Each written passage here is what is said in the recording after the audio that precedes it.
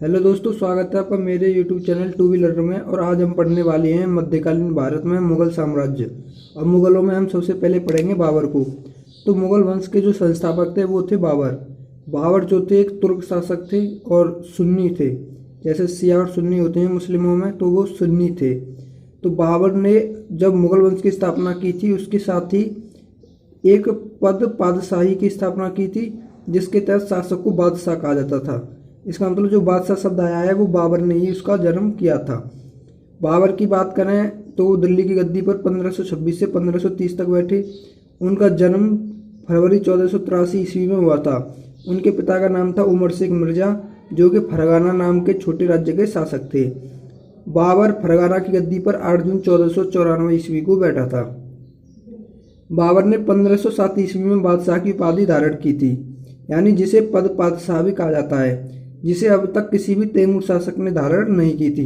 बाबर के 4 पुत्र थे, हुमायूं, कामरान, अस्करी और हिंदाल। तो ये बाबर के 4 पुत्र थे।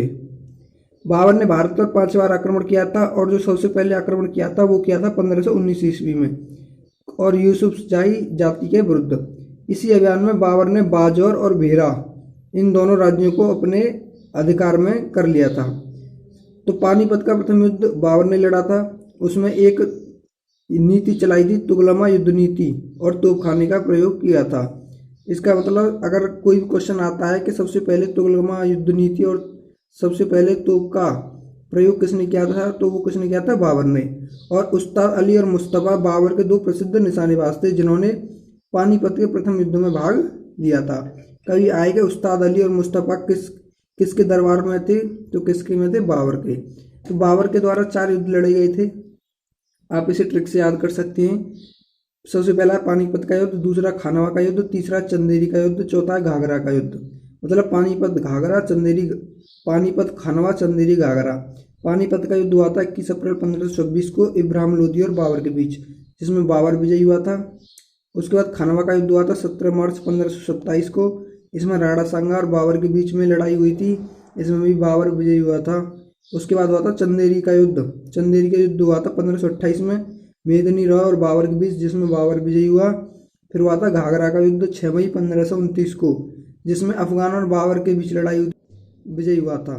तो ये 4 युद्ध 26, 27, 28, 29, मतलब 1526, 27, 28 और 29, इन 4 डेट को आप ट्रिक से याद कर सकते हैं। चारों लगातार हैं। इब्राहिम लोदी मध्यकाल का प्रथम शासक था जो युद्ध स्थल में मारा गया था। इसके साथ उसके मित्र ग्वालियर के राजा विक्रमजीत भी युद्ध स्थल में मारे गए थे।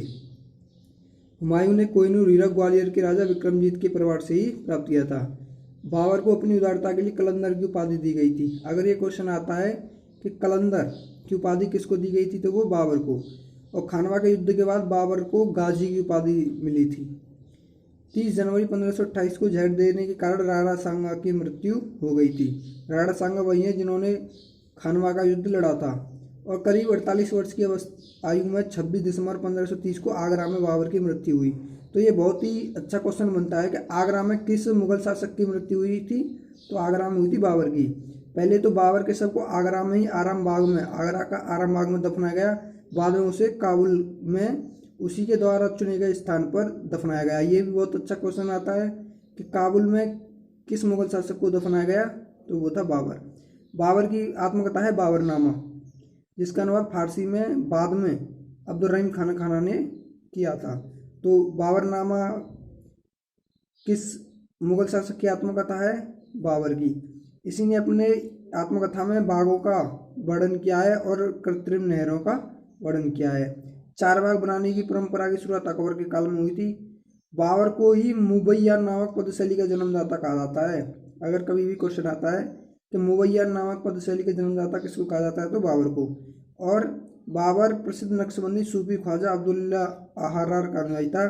और बाबर के बाद हुआ हुमायूं। तो इस तरीके से आप बाबर को बहुत अच्छी तरीके से याद कर सकते हैं। बाबर से संबंधित जितने भी क्वेश्चन थे मैंने इसमें आपको बता दिए हैं। अगर आपको हमारी वीडियो अच्छी लगी हो, वीडियो को लाइक कीजिए और चैनल को सब्सक्राइब जरूर कीजिए। Thank you.